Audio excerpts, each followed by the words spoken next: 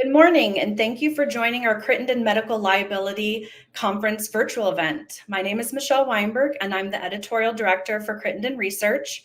We are thrilled to have you here this morning for the first of 3 scheduled 2024-25 virtual events ahead of our live conference in April. We recently announced the 2025 Crittenden Medical Liability Conference will be back in Miami at the Mandarin Oriental April 7th through the 9th. So please be sure to visit crittendenmedical.com/conference for more updates. Today, you'll hear from 4 industry experts who will share valuable insights on liability coverage, risk, and transparency, solutioning for advanced practice providers, which will be moderated by Michelle Foster Earle, CEO of Omnisure Consulting Group. At any time during the session, please send any questions you have in the chat, and we will visit those questions near the end of the session. Now I will hand over to Michelle to introduce you to the panel.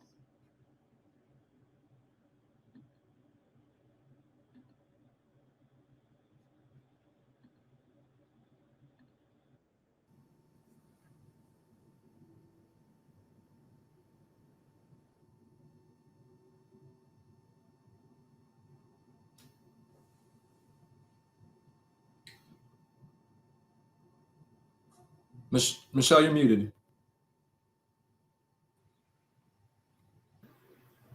I'm not muted. No, I can hear you now. Okay, I wasn't muted. I don't know what happened. Sorry about that. Thank you everyone for being here. I, as Michelle mentioned, am the CEO of Omnisure, and we are an independent clinical risk services firm with a 24-year track record for reducing risk, preventing losses, improving care, and helping our insurance partners succeed by writing and retaining the best risks. I want to make sure that you know that the opinions that are expressed here today are those of the moderator and the panelists, and should not be construed as the position of the companies within which we are affiliated. So let me introduce you to our subject matter experts. First of all, I'd like to say a welcome to Mandy Murphy. Mandy is an experienced underwriter with over 20 years in the medical malpractice industry. The last 15 years of her career have been spent in the excess and surplus line sector. Throughout her career, she's been instrumental in working to train and teach new underwriters coming into the industry. So we are in good hands, and she makes continuing education a priority for everyone. Currently, she's working as a hybrid between the home office executive underwriting position and a team lead out of the Seattle branch at Admiral Insurance. Thank you for being here, Mandy. We also have with us today Madison Edwards. Maddie is an RN with a master's in nursing administration. She's a seasoned healthcare professional with an extensive experience in nursing leadership and regulation. She's based in Oklahoma City, and she has a proven track record of excellence, having served as director of nursing in a Joint Commission accredited facility and with a background in surgery and perioperative care. Madison has led a large interdisciplinary teams, multiple, in a variety of healthcare settings, ensuring the highest standards of patient care. And in addition, she contributed to the nursing profession as an associate director of nursing practice for the State Board of Nursing, demonstrating commitment to quality and regulatory compliance. With a passion for advancing healthcare practices and improving patient outcomes, Maddie continues to make significant contributions in the field of nursing as Omnisure's Executive Vice President. Also with us today, thank you for being here, is Gabriel Cantu. He's an attorney with Freeman, Mathis, and Gary in the Dallas office. He's a member of the Construction and Design Law, Professional Liability, Errors and Omissions, and Coverage sections. Mr. Cantu has worked in complex litigation from both sides of the docket throughout his career, handling cases in medical malpractice, pharmaceutical injury, and products liability. He enjoys breaking down the intersection between science and law in order to advise his clients on tough issues and effectively advocate on their behalf. Mr. Cantu is a fearless fighter who welcomes the challenges of complex subject matters, and this that we are talking about could be just that. So, what are we talking about today? Our objectives: we want to be sure that we cover the regulations that are affecting advanced practice providers, credentialing, how their job descriptions and contracts are structured, how supervision and transparency is important, and then, of course, the defense of non-physician providers. So I'd like to start by asking Maddie to talk a little bit about the regulation of advanced practice providers. You bet. This can be a really complex topic to introduce people to, as these providers, advanced practice in any organization, they report to different licensing boards. Their regulations are funneled down through different statutes, and then they are regulated by their respective boards that they report to. So APRNs, we often just think of nurse practitioners, but really there are also clinical nurse specialists, which in many states mimic nearly identically the legislation that defines nurse practitioners, certified nurse midwives, which have a massive scope of practice, and then, of course, as I mentioned, nurse practitioners. And then the states, of course, independently regulate these practices, so they don't look the same anywhere, and I'll go into that in our next slide. A trend in advanced practice nurses is that doctoral preparation is becoming the standard for licensure. Physician's assistants or associates are regulated by medical boards, and they have equal pushes that we're seeing trending in nursing, similar to the movement with APRNs for expansion of prescriptive authorities and independent practices. They're seeing more stringent continuing education and recertification requirements. And both of them have a myriad of representations in all states regarding the schedules of drugs that they can provide. Schedules 2 to 5 or 3 through 5. And then, of course, this is compounded by these professions have to practice at an intersection of both state and federal laws. And sometimes they even contradict each other. What we've seen as a massive trend is a lift on the DEA waiver that used to be required for buprenorphine prescriptions. So huge trends and changes in medication-assisted treatment, trying to raise all the states to the standard of care for opioid use disorder and treatment. They're being integrated in all sorts of care models now that we didn't see pre-pandemic. We're now seeing them widespread in the acute and non-acute care settings as parts of care teams. There's a growing emphasis on their presence in rural areas and healthcare deserts, despite lobbying and prevention of independent practice by some politically interested groups. The rural parts of the United States are largely benefited by their movements for independent practices. So we're seeing that funded by other politically motivated groups as well. We're also seeing increased demands at a federal level to provide transferability of licensure for these providers through the use of compacts, both of which the one for APRNs and PAs is in a varying array of movements in all the states. And lastly, the states require completely different requirements for collaboration.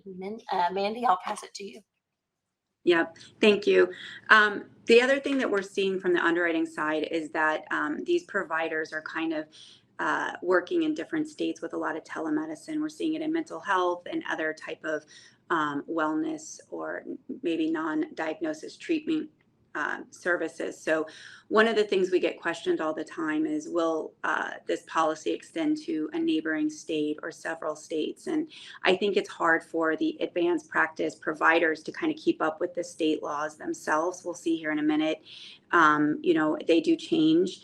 But one of the things is, if you do have an APP that is going into different states, you want to make sure, number one, the carrier is aware of that, because they want to make sure that there's coverage for that state. Some carriers have different rules and regulations. And then you do want to make sure that that provider is acting within the scope of their services, that they are able to extend to that state.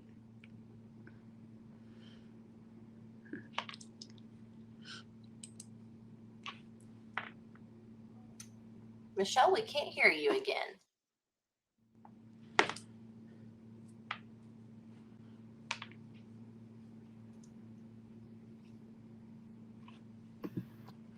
Now, there we go. Somebody's muting me, but I'm back. So I would say that, as Mandy and Maddie were talking about the there's so much going into the regulatory environment. It's probably the reason why we take so many helpline calls from nurse practitioners and physician assistants. They are probably the number one user of our helpline, and many of those questions are scope of practice questions. So Maddie, why don't you talk with us a little bit about that? Yes, that's easily a true statement. So as you can see on this map in front of you, we have a nation that's largely divided in the applicability of these licensures.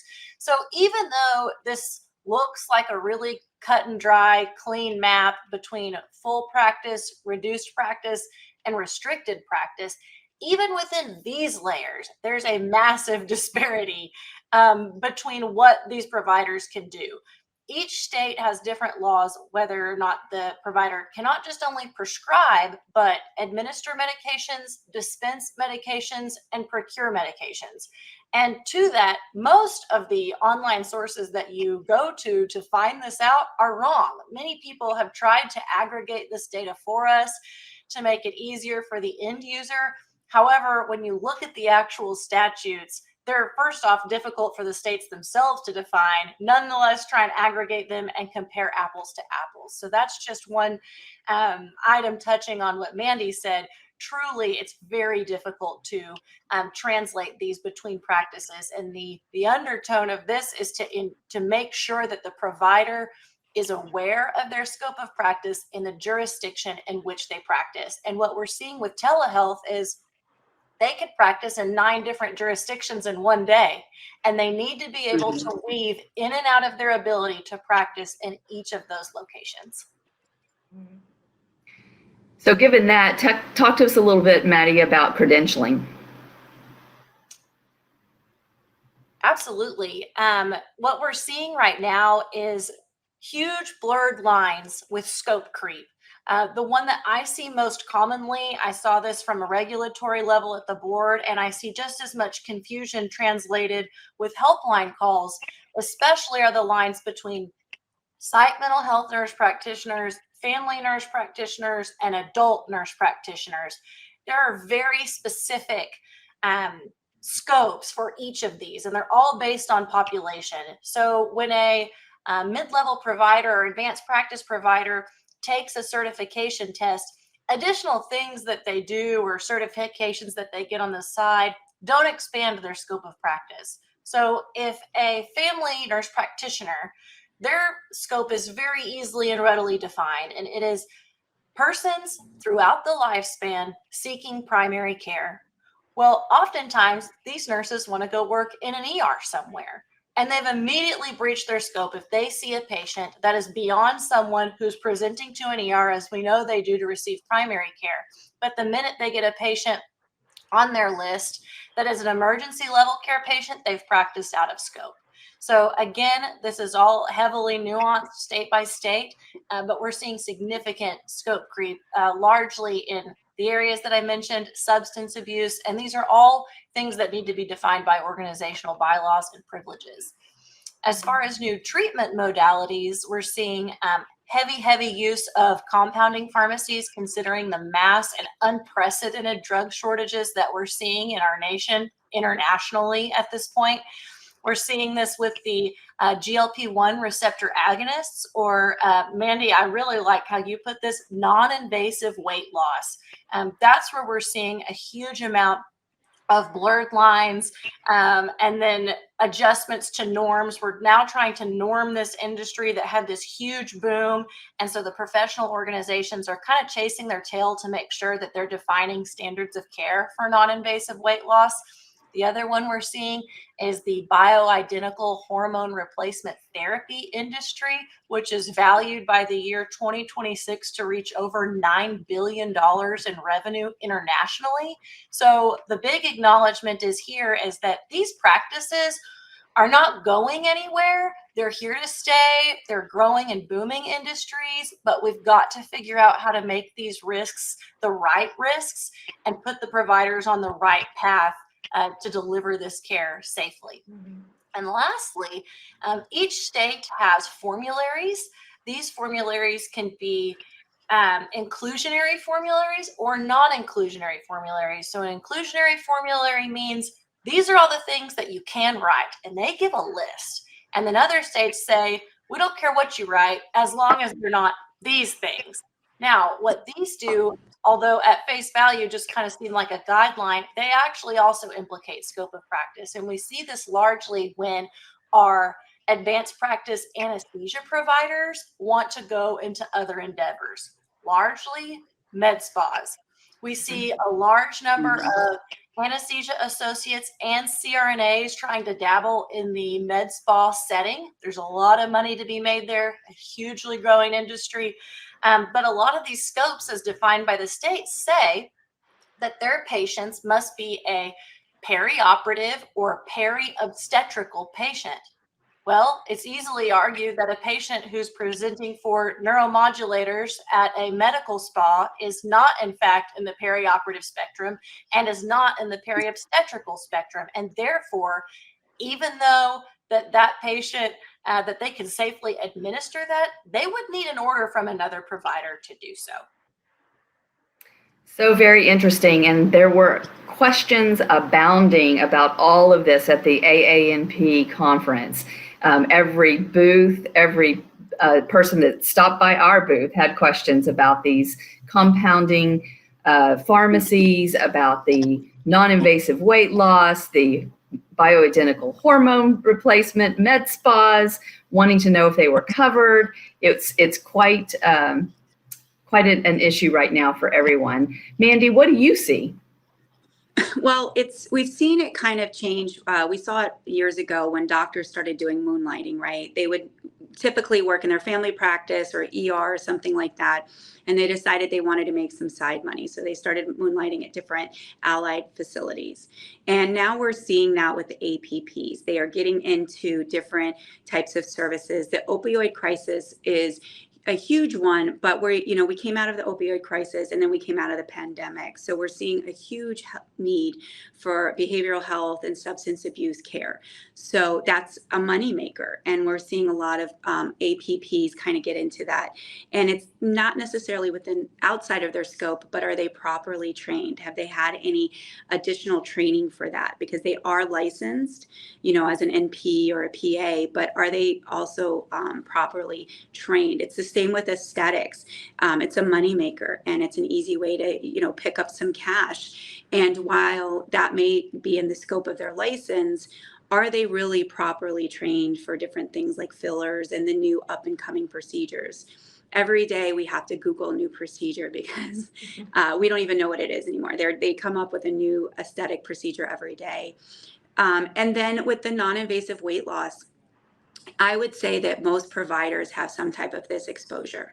It is part of the, how they're making money. It is part of now, I've been to several doctors recently, and it's one of the first questions they ask me, to make sure before they give me any type of medication or schedule me for surgery, they want to make sure that you're not on these non-invasive weight loss drugs because it is a booming industry. So we're just seeing it. And from the underwriting side, you just have to keep hands-on. Are they properly trained? Are they properly identifying the correct patients? Are they doing blood work? Are they doing physical exams and things like that? So we just want to make sure that the rapid growth doesn't overcome the actual care of the patient. Absolutely. Good point. Gabriel, let's talk a little bit about contract issues. Sure. The contract often becomes, from a legal perspective, the core issue in terms of a doctor delegating their authority to a non-physician, which you can kind of follow a legal trail where, legally speaking, the law will go from the doctor and then follow the doctor down to wherever the treatment occurred, whether it goes from doctor to nurse, doctor to physician assistant.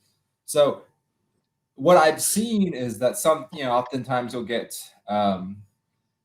you'll have a non-physician who comes up, who gets the language for her contract, his or her contract, from some generic website, nursing association online, something like that. and perhaps they don't take the time to look at the nuances of what exactly is being delegated to me, what are my limits, because that contract is really something that every both the physician and the non-physician should know it backwards and forwards, and that's probably unrealistic. As an attorney, I can say that, and that's probably not how real people live their lives, but that it really does form the, when you step outside of what's been carefully laid out in the contract, that's where the problems happen. I mean, perhaps some of those generic forms. So what are some of the contract issues that you've seen? You said that they need to know these contracts inside and out because they are their contracts, and they're now part of an enterprise if they're doing a lot of this work. And we didn't mention that, Mandy, in your session just a few minutes ago. A lot of these practitioners don't realize they've moved from being individual providers to now having an enterprise that needs to be insured as well. So, so back to contract issues, right. Gabriel, what are some of the contract issues you've seen? So that typically when there's going to be a corresponding responsibility that comes with the right that's been granted to the non-physician. So supervision requirements every 6 weeks that they need to go through the patients, have a written sign off. How often does the physician need to be involved? How often does how often do orders need to be revisited? These definitely vary from state to state. It's hard to, you can't exactly generalize on what these requirements are, but generally speaking, there's going to be some requirement. You need to, the providers need to be very aware of what those are. You might get a window where you have the non-physician, a nurse practitioner has the ability to prescribe certain medications within these parameters, but not if you step outside the perimeter. If you step outside the perimeter, now we got to go back to the doctor. You see this in like a nursing home setting, typically in the geriatric setting, that the physician will come by and visit a patient, maybe weekly, maybe monthly. It just depends if it's a long-term patient, how often. And the nurses are given a set of the order, essentially instructions to the nursing staff of, if this happens, do this. If we're within these parameters, maintain this medication. If you pass this parameter, it varies in terms of detail, but it often boils down to just a straight breach of contract type issue. You're operating outside of the contractual duties or responsibilities you've been granted. Yes, and that the physician is often kind of passive in not following up on the things that they're supposed to follow up on, kind of leaning on the nurse practitioner or the physician assistant to call on them when needed. What about websites? Yeah, it's a good point. So this is something we've encountered where take a nurse practitioner that runs a small clinic where she has a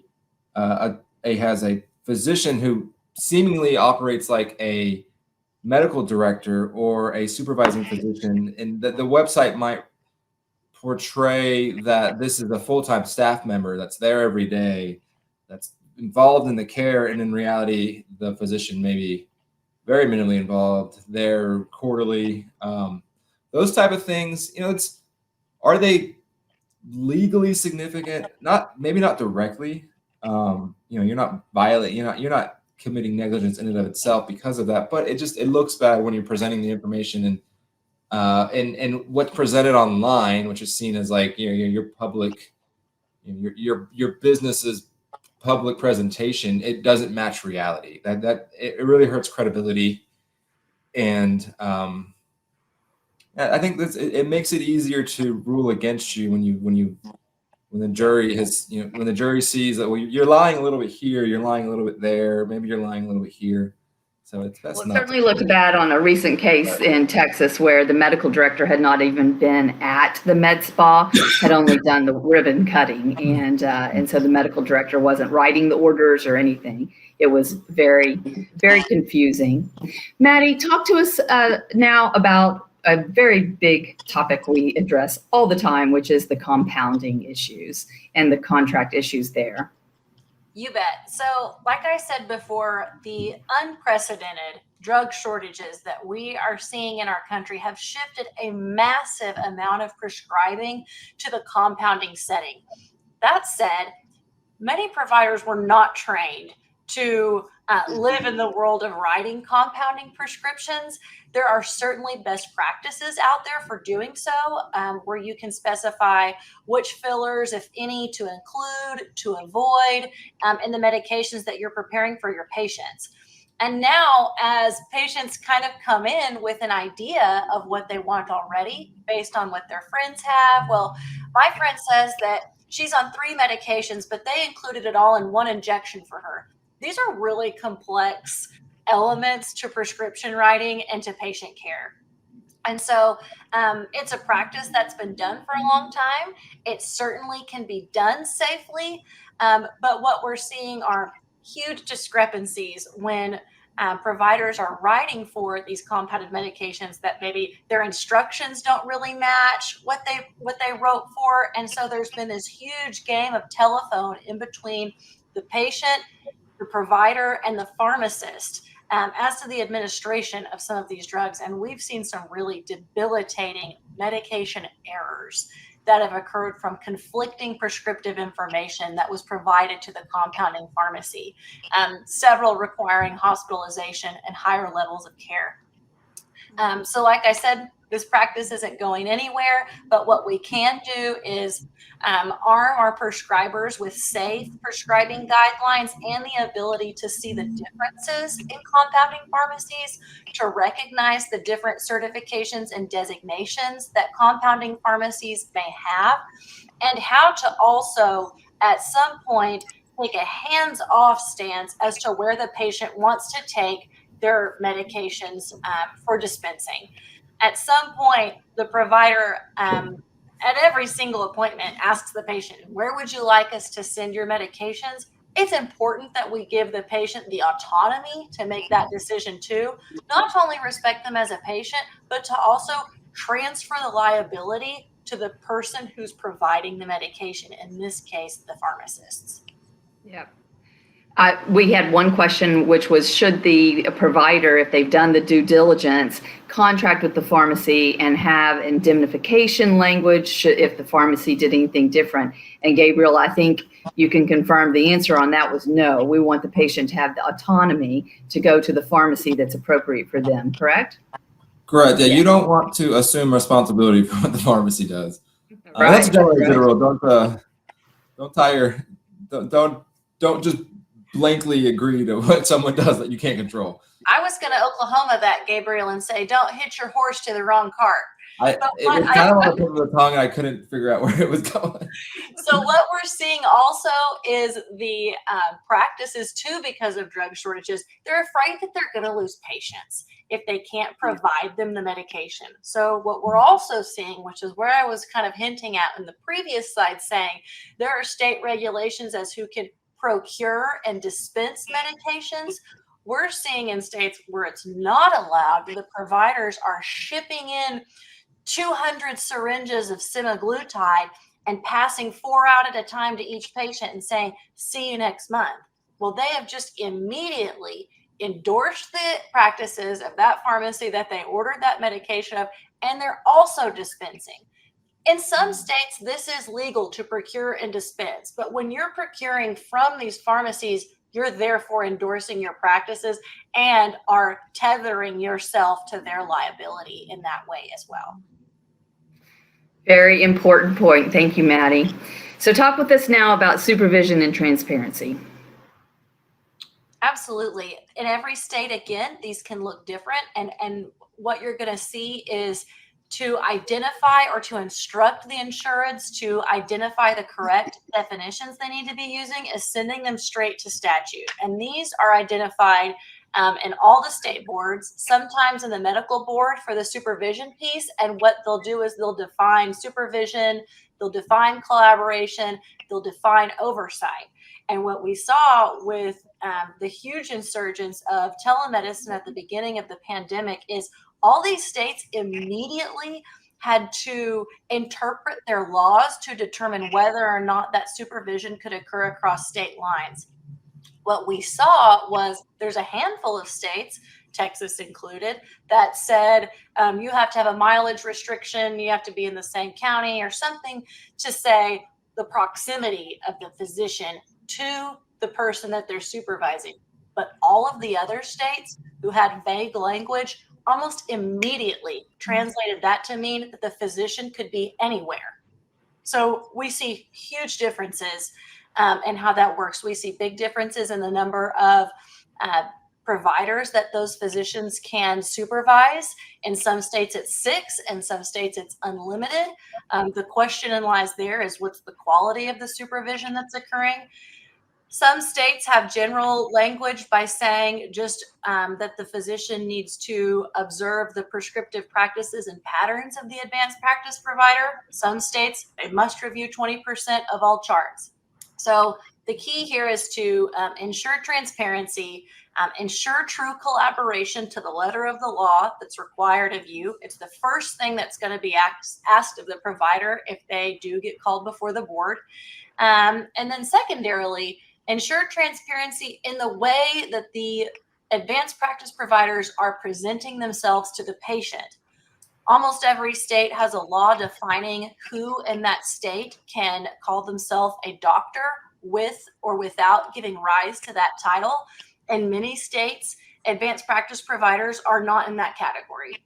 So they do need to be mindful to avoid confusion of the patient. There's many times a patient walks away from a situation under the impression that they were speaking the entire time with the physician.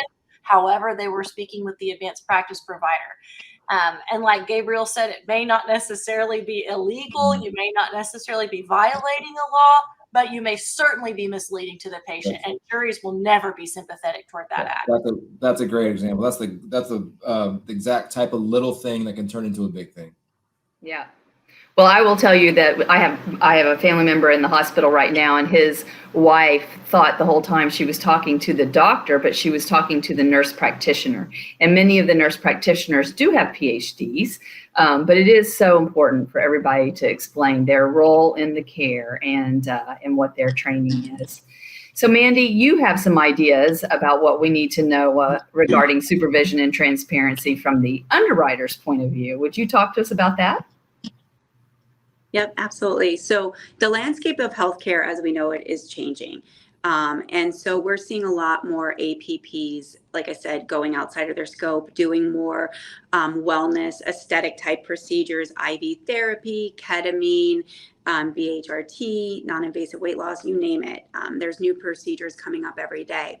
And really a lot of advanced practice providers are owning their own entities. So they're starting up these spas and these clinics, which is a lot different than we've seen in the past. So from an underwriting standpoint, you really need to understand what that APP's relationship is with the entity. Are they just an employee, or are they a contractor, or are they the actual owner of the entity?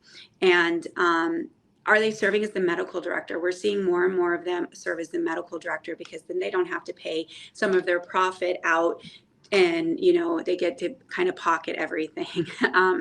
Then also you want to make sure you understand the scope of services and they understand the scope of services, because every day they'll try to add on a different type of procedure if they can put it on their menu of things that they can provide. And you want to make sure that they understand if they're properly licensed from state to state. Are they properly trained? They need to let their carrier know, like I said, if they're doing telemedicine outside of their state. And then what's their involvement? Because remember, medical directors a lot of times will set up the policies and procedures within that entity, but now it's the APPs that are setting them up. So there's more liability on them as the owners, as now the medical directors, as now the individuals that are setting up all the policies and procedures. And then with services evolving, one of the layer of protections I always say that we have is informed consent. And now, of course, you always sign an informed consent anytime you're doing any type of healthcare service, right? But now you need several informed consent. If you're doing more of an aesthetic, if you're doing like a derma, filler or something like that, if you're doing IV therapy, if you're doing non-invasive weight loss, you really need to have a different informed consent for each procedure. And you need to make sure it's very clearly written what the adverse outcomes could be, that it is elective, that this isn't, and just outline everything that you can kind of see that could happen. And then the other thing is like the marketing and social media, as we've talked about, and even badging. kind of understand the relationship between the APPs and the physicians, because this is what we do for a living. But imagine a patient that's going in, like Michelle said, and they think they're speaking to a doctor and they are not. If they're not properly badged, if they're not saying, I'm the medical assistant, I'm the RN, I'm the NP, a patient might feel not really understand, and then they might feel a little bit duped because they think they were dealing with a physician and they were dealing with an NP, and they don't understand that difference. So it's just all about transparency to the patient themselves. And also on their social media sites and marketing, you need to make it very clear. We're seeing a lot of times when a physician is a medical director, like Michelle had brought up, the ribbon cutting, we're seeing medical directors overextend themselves. They'll be supervising 10 APPs or working for 15 different, medi spas as the medical director, but in reality, they're really doing nothing for any of those entities. So we just have to be on the lookout for those type of things. I want to add, because I think it's so important, when you were talking about the informed consent and having that be a separate informed consent for each type of procedure or treatment, how important it is for them to understand that informed consent is not just the document. It's actually a conversation. So the patient has to understand what that document says and means. And I dropped into one of our clients' insureds, and they were doing cryotherapy. And I said, show me what you got here. Tell me all about these procedures that you're doing and when it's indicated or not indicated. And they did a pretty good job of talking about a lot of it. But one of the things they had on their form, that if you have Raynaud's, you shouldn't do cryotherapy. Raynaud's is an autoimmune disorder that makes the fingertips and the toes lack circulation when they get cold, especially. And I thought, a lot of patients aren't even going to know that terminology. They're going to know that they have something with their fingers, but they don't necessarily know that's Raynaud's. And they may step into this cryotherapy not understanding what they're doing.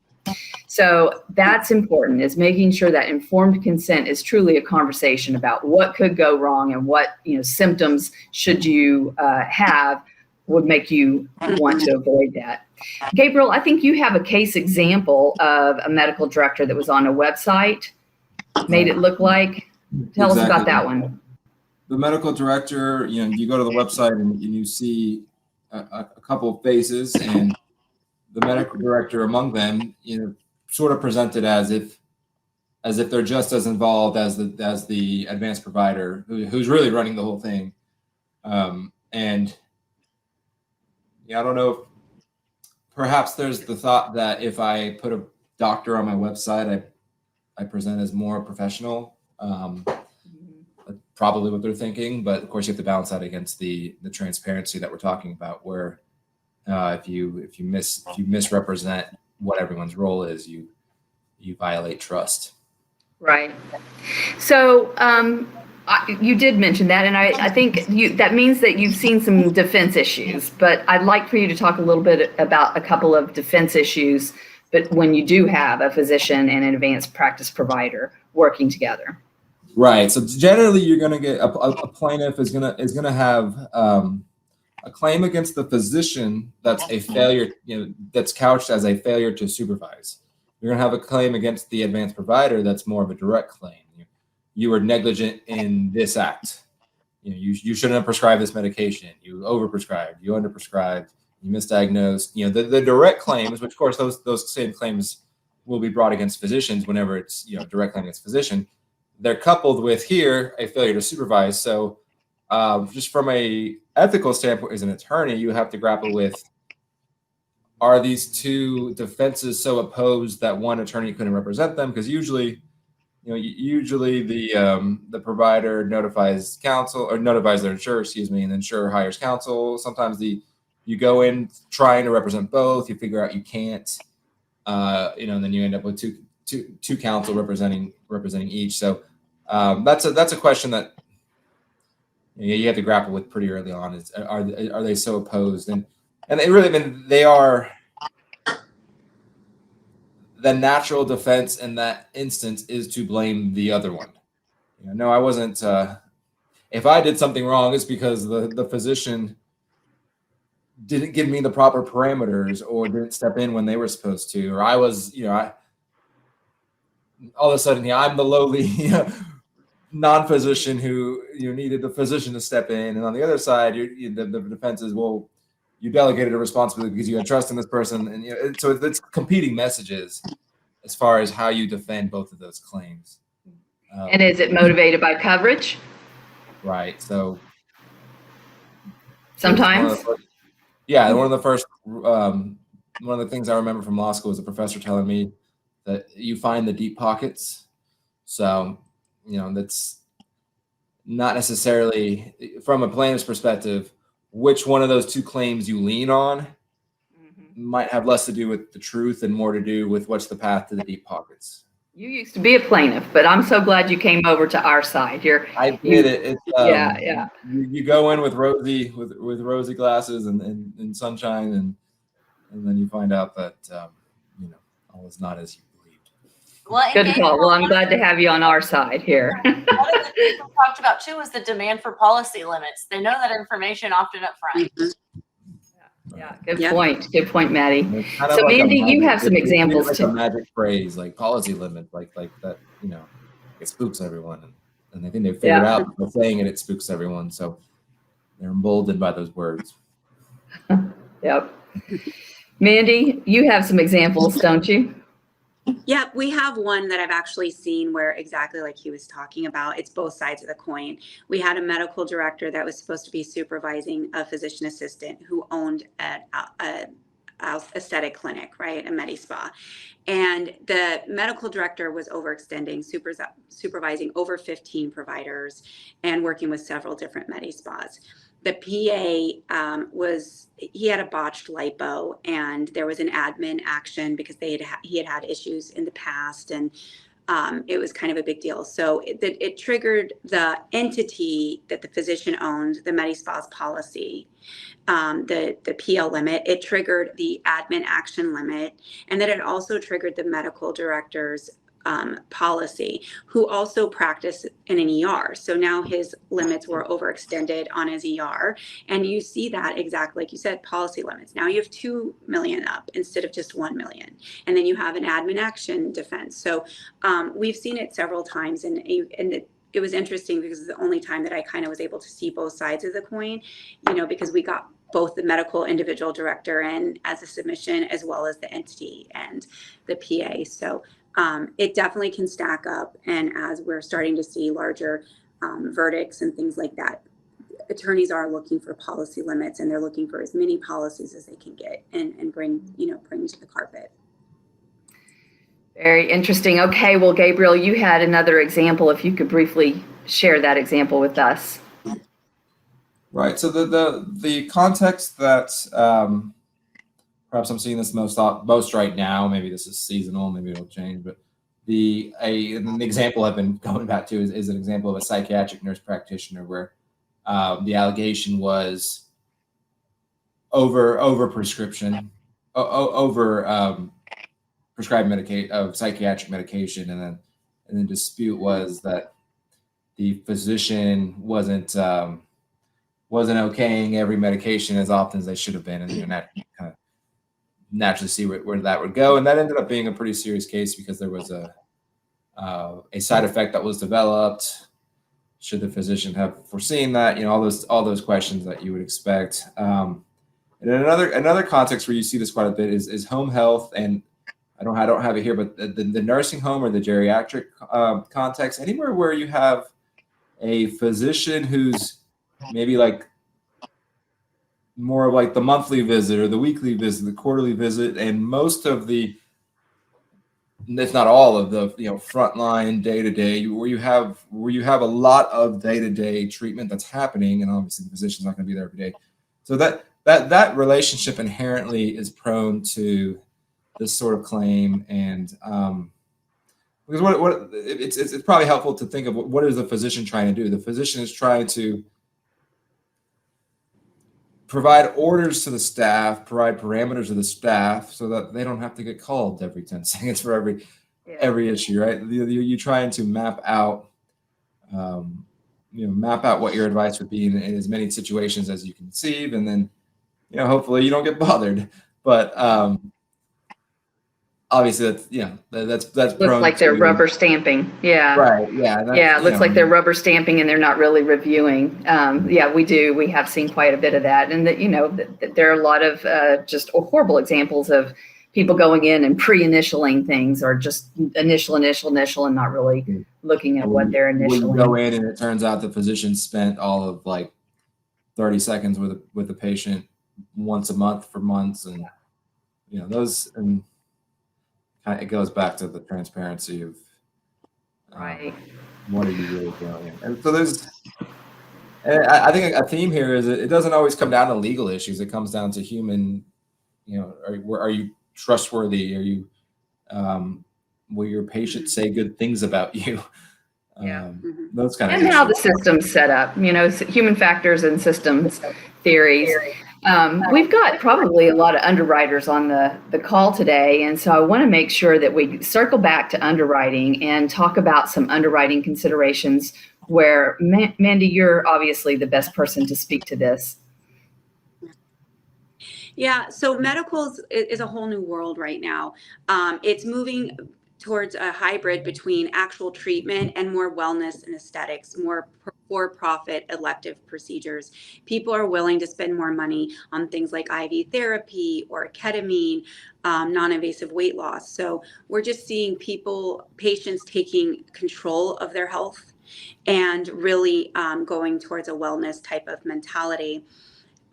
So one of the things that we want to make sure is, does the premium, so traditionally medical physicians were actually the driver of the ship, and they were a lot of the liability, but that's changing. We're seeing where APPs are now the main provider, and now they're the driver, they're the captain of the ship, and there is more exposure and liability for APPs and for the entities that they own or they work on behalf of. So one of the things that we want to make sure is that the risk is properly priced, because we are getting a lot of the exposure now that we didn't used to. And we've talked about informed consent. Another thing we see a lot of is MSO contracts. Due to state laws, many entities like Medi-Spas are set up with an MSO, where the MD is the owner of the entity that provides the direct patient care, and the PA is the owner of the MSO, or vice versa.